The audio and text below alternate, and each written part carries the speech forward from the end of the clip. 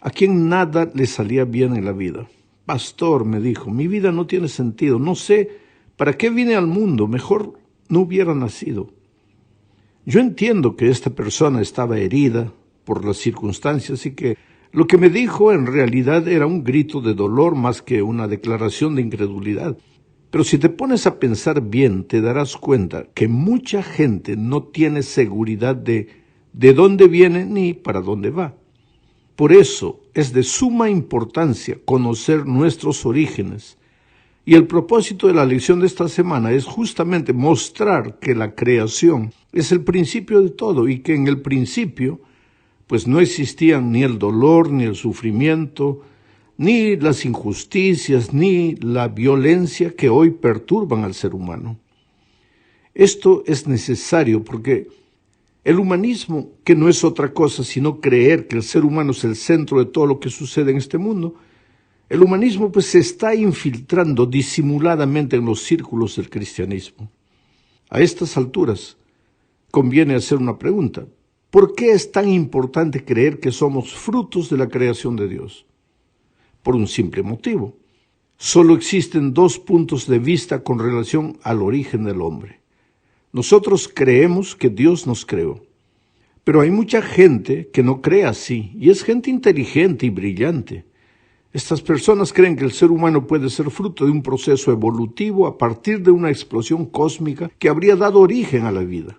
Ahora, si somos frutos de la evolución, entonces nuestra vida es una mera casualidad. Nada tiene sentido, ni propósito, todo es un caos. Podríamos haber aparecido en el mundo como podríamos no haber aparecido, y eso no haría la mínima diferencia. Entonces, sí, en este caso, como aquella persona que se lamentaba de la vida, tendríamos que preguntarnos, ¿para qué vinimos al mundo? ¿Qué hacemos aquí? ¿Para qué nacimos? Pero si por otro lado somos frutos de la creación, entonces la vida sí tiene sentido. Somos frutos del amor de Dios. Y Dios no hace nada sin un propósito. Él planeó nuestra existencia.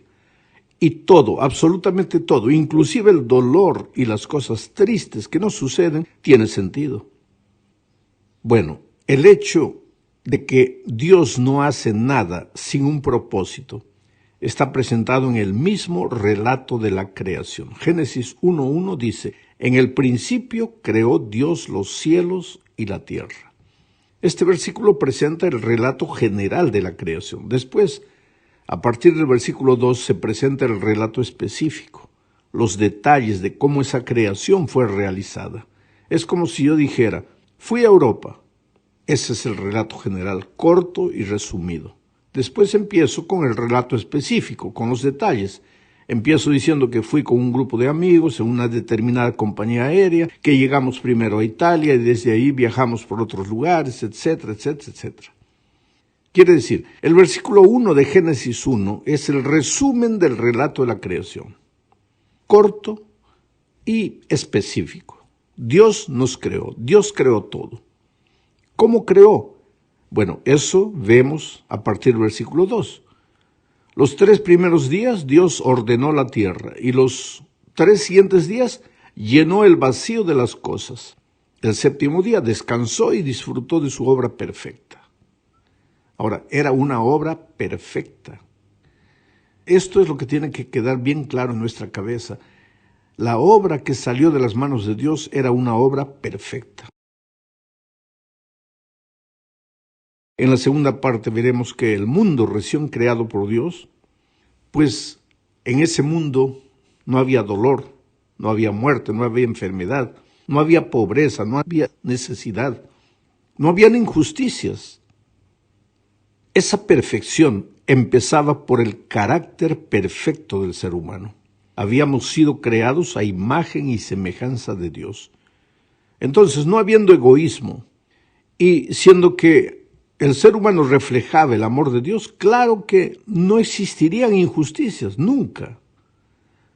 Todos los seres humanos seríamos iguales, nos veríamos como iguales. Por eso Dios dijo que todo era muy bueno, o bueno en gran manera. No había nada que ser mejorado. El hombre perfecto, reflejando el perfecto carácter de Dios, cuidaba de la naturaleza perfecta, trataba a su semejante de manera perfecta. Todo era armonía, unidad, amor, comprensión. Por eso Adán y Eva nunca pelearon, nunca discutieron. Pero cuando el pecado entró, ahí se arruinó todo. Y es justamente esto que veremos en la tercera parte de este estudio. Aquí veremos que después de crear Dios el mundo perfecto, se lo confió al ser humano. El cuidado de la naturaleza, del planeta, todo, se lo entregó al ser humano. Génesis 2:15 dice, Dios, el Señor, tomó al hombre y lo puso en el huerto del Edén, para que lo cultivara y lo cuidara. Lo cuidara viene del verbo cuidar. El verbo cuidar de este texto en hebreo es ulisamerá, que significa literalmente guardar con mucho cuidado algo precioso. Es como si alguien te da, vamos a decir, para nosotros los seres humanos que necesitamos siempre dinero, alguien te da $10,000 y te dice, guárdamelo con mucho cuidado.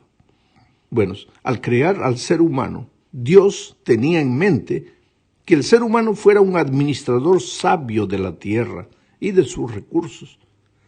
Génesis 1, 26 y 27 dicen, entonces dijo Dios, hagamos al hombre a nuestra imagen y semejanza, que dominen toda la tierra, sobre los peces del mar, sobre las aves de los cielos y las bestias, y sobre todo animal que repta sobre la tierra. Y Dios creó al hombre a su imagen. Lo creó a imagen de Dios, hombre y mujer los creó. Ahora, el texto originalmente en el hebreo dice que el hombre domine la tierra de acuerdo a nuestra semejanza.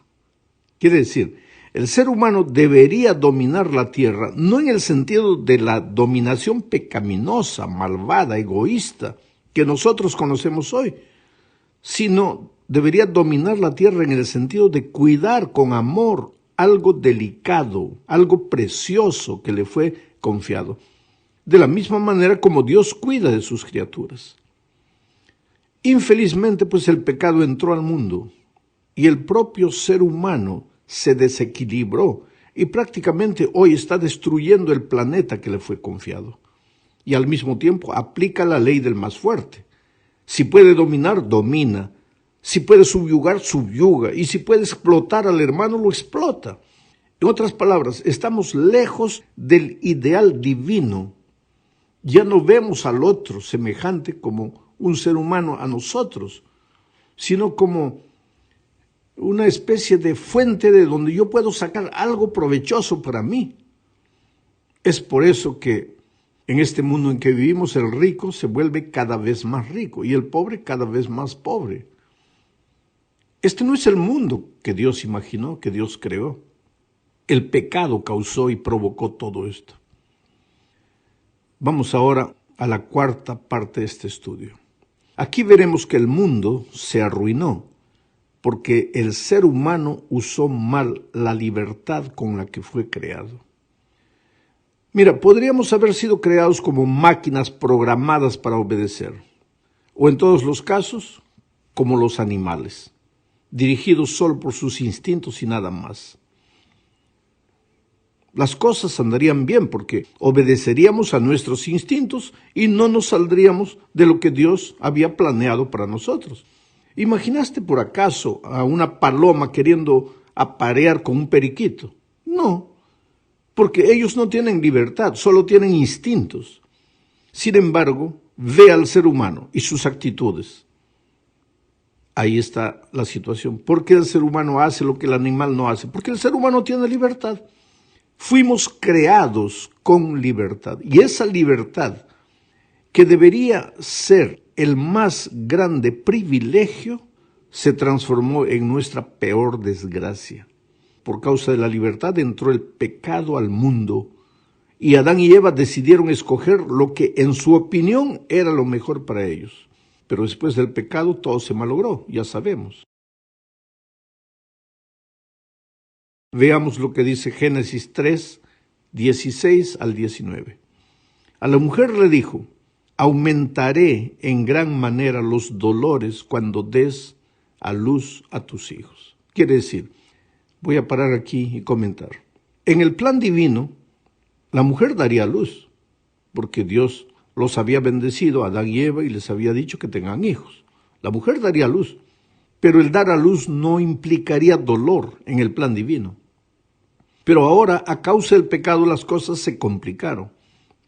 Vuelvo a leer el texto. Aumentaré en gran manera los dolores cuando des a luz a tus hijos. Tu deseo te llevará a tu marido y él te dominará. Esta palabra dominará ya no es la palabra dominar que Dios usó cuando le dijo al ser humano que dominara la naturaleza en su estado no pecaminoso. Este dominará ahora es un dominar con egoísmo, un dominar con la mancha miserable del pecado. Ahora es un dominar de abusar, de sacar provecho del otro. Sigo leyendo el texto. Al hombre le dijo, puesto que accediste a lo que te dijo tu mujer y comiste el árbol que te ordené que no comieras, maldita será la tierra por tu causa. Con dolor comerás de ella todos los días de tu vida. Te producirá espinos y cardos, y comerás hierbas del campo. Comerás el pan con el sudor de tu frente, hasta que vuelvas a la tierra, pues de ella fuiste tomado, porque polvo eres y al polvo volverás. Qué tristeza. Un mundo perfecto, planeado para ser perfecto, y que podría ser perfecto si el ser humano no hubiera tenido la libertad de decidir hacer lo que Dios le había dicho que no hiciera. Pero el ser humano usó mal su libertad, entró el pecado, y ahora la tierra se vuelve su enemiga.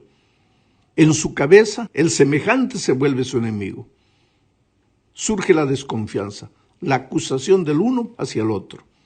La propia naturaleza se vuelve rebelde. Ahora produce espinos. Ahora el ser humano tiene que comer con el fruto de su trabajo, de su sudor. Todo el plan divino se malogró. Hoy, mi amigo querido, vivimos en un mundo deformado por el pecado. Pero en realidad, ¿quién lo deformó? Fue el propio ser humano. La injusticia, la pobreza, la delincuencia, la violencia, en fin, todo lo que vivimos hoy es el resultado del desequilibrio humano. Ese no era el mundo maravilloso que Dios imaginó y que Dios le confió al ser humano. Vamos a la última parte.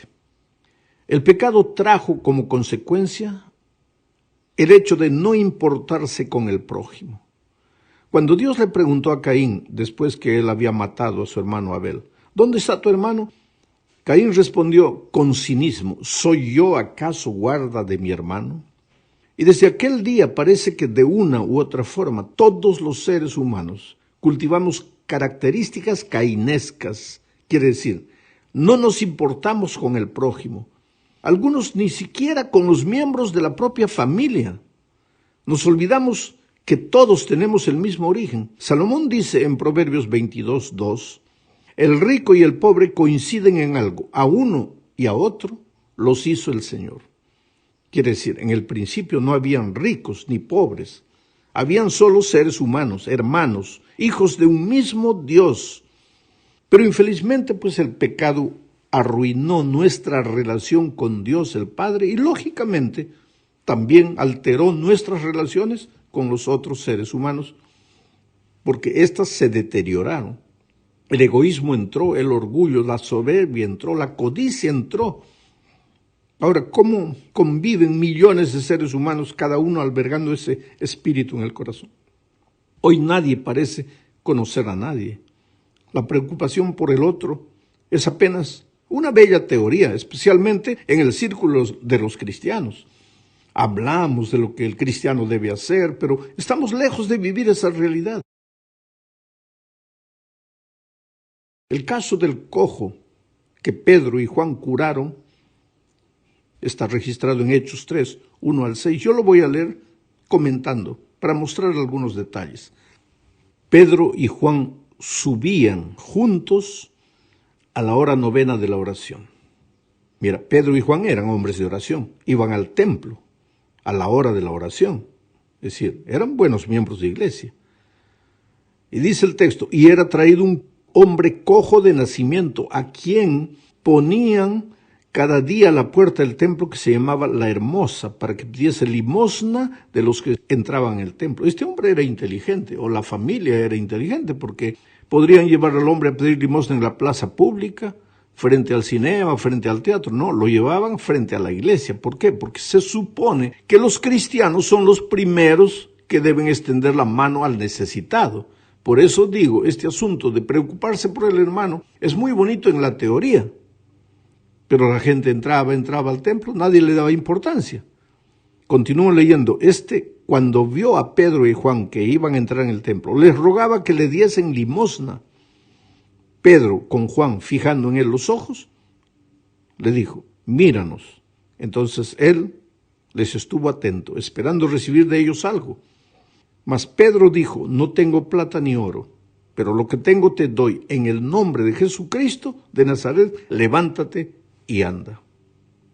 Interesante, querido. Al mismo tiempo que nosotros cumplimos la misión de predicar el Evangelio, demostrar lo pernicioso que el pecado es y la esperanza que solo se encuentra en Jesucristo, porque solo Jesús puede transformar el corazón egoísta, mentiroso, orgulloso del ser humano. Al mismo tiempo que nosotros predicamos el Evangelio, tenemos que mirar a los necesitados de este mundo y extenderles la mano. Necesitan pan. Podemos entender que una persona que está con hambre, por más que le prediques el Evangelio, no lo va a entender, porque el estómago hace más bulla que los preconceptos que pueda tener en su cabeza. Al estudiar este tema, y vamos a estudiar el tema durante el trimestre, de cómo nosotros debemos despertar al deber cristiano, a la necesidad básica cristiana, de extender la mano a los que necesitan más que nosotros. Pero al estudiar este tema corremos dos peligros. Primero, de limitarnos únicamente a pensar que los ciegos, los cojos, los desprovistos de cosas, los pobres en este mundo,